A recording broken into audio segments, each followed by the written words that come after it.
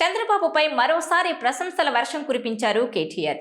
అయితే చంద్రబాబు అంటే గిట్టని కేటీఆర్ ఆయన్ను మెచ్చుకోవడం ఏంటి అనుకుంటున్నారా? కానీ ఇది నిజం.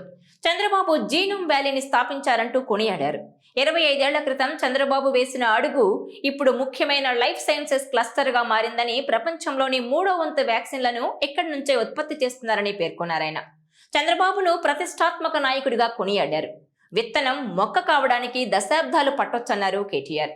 చంద్రబాబు హయాంలో ప్రారంభించిన ఈ జీనోమ్ వ్యాలీ ఇప్పుడు లైఫ్ సైన్స్ క్లస్టర్ గా అభివృద్ధి చెందిందని చెప్పారు. ప్రపంచంలో 3వ వంతు వ్యాక్సిన్లు ఇక్కడే తయారవుతున్నాయని తెలిపారు. జీనోమ్ వ్యాలీ మాదిరిగానే ఈవీల అభివృద్ధికి తాము సంకల్పించామని, ఈవీల ఇన్నోవేషన్, రీసెర్చ్, తయారీని ప్రోత్సహించాలనుకున్నామని తెలిపారు. ఈవీల ప్రోత్సాహంలో భాగంగానే ఫార్ములా ఈ రేసింగ్ నిర్వహించామని చెప్పారు.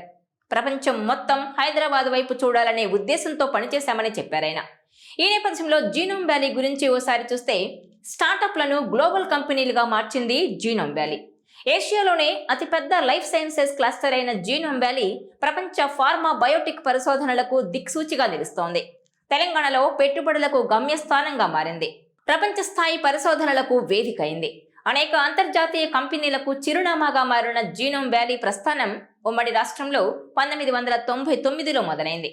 నాటి ప్రభుత్వం తుర్కపల్లి, లాల్గడి, మలక్పేట్, కొల్తూరు గ్రామ పంచాయతీల పరిధిలో జీనోమ్ వ్యాలీని ఏర్పాటు చేసింది. ప్రభుత్వ, ప్రైవేట్ భాగస్వామ్యంతో పీపీపీ పద్ధతిలో దీన్ని ప్రారంభించింది. ఏపీఐఐసి భూములను సేకరించగా షాపూర్జీ పల్లంజీ సంస్థ వాటిని అభివృద్ధి చేసింది.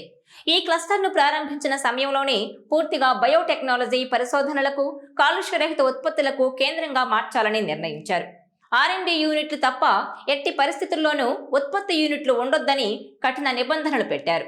ఇలా దేశంలో లైఫ్ సైన్సెస్ రంగంలో ప్రపంచ స్థాయి ప్రమాణాలతో R&D, క్లీన్ మ్యానుఫ్యాక్చరింగ్ యూనిట్లు మాత్రమే కలిగి ఉన్న ఏకైక క్లస్టర్ జీనోమ్ వ్యాలీ మాత్రమే. ఇక్కడ ఇండస్ట్రియల్ కారిడార్లు, నాలెడ్జ్ పార్కులు, సెజ్లు, ఇంక్యుబేటర్లు, డ్రై, వెట్ ల్యాబొరేటరీలు ఉన్నాయి.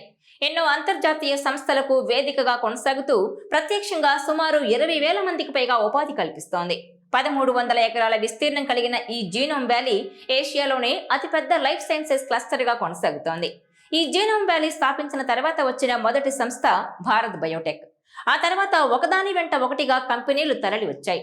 ప్రస్తుతం చిన్న పెద్ద కలిపి 200కు పైగా కంపెనీలు కార్యకలాపాలు నిర్వహిస్తున్నాయి. ప్రస్తుతం జీనోమ్ వ్యాలీలో 18 దేశాలకు చెందిన కంపెనీలున్నాయి. దేశంలోని 3 అతిపెద్ద వ్యాక్సిన్ తయారీ కంపెనీలు భారత్ బయోటెక్, బయోలాజికల్ ఈ, ఇండియన్ ఇమ్యూనలాజికల్స్ ఇక్కడున్నాయి. ఈ నేపథ్యంలో జీనోమ్ వ్యాలీని స్థాపించిన చంద్రబాబును మెచ్చుకున్నారు కేటీఆర్. చంద్రబాబు కృషిని, విజన్ను అభినందిస్తూ మాట్లాడారు. ట్విట్టర్ వేదికగాను చంద్రబాబుపై ప్రశంసల జల్లు కురిపించారు. ఇక గతంలోనూ పలుమార్లు చంద్రబాబును మెచ్చుకున్నారు కేటీఆర్.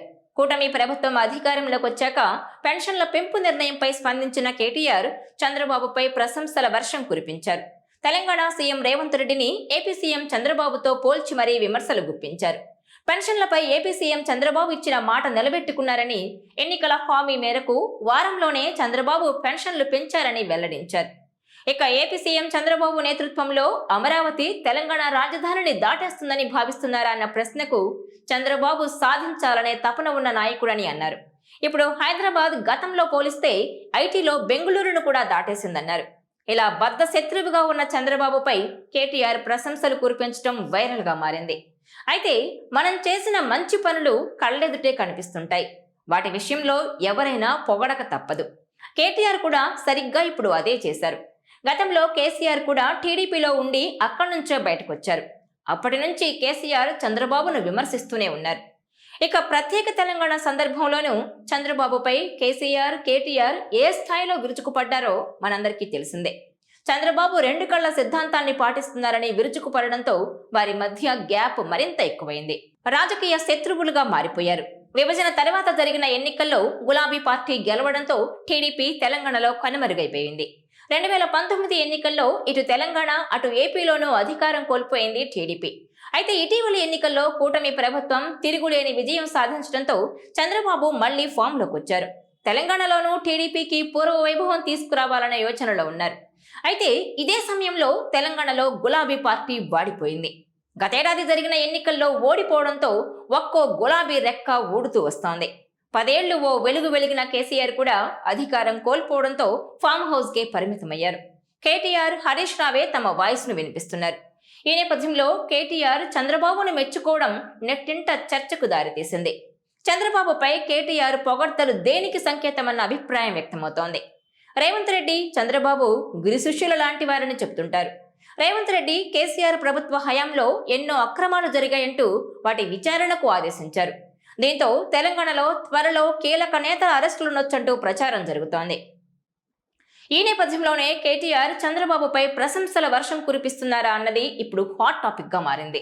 ఈ వీడియో మీకు నచ్చినట్లయితే please share, like and subscribe R24 Telugu.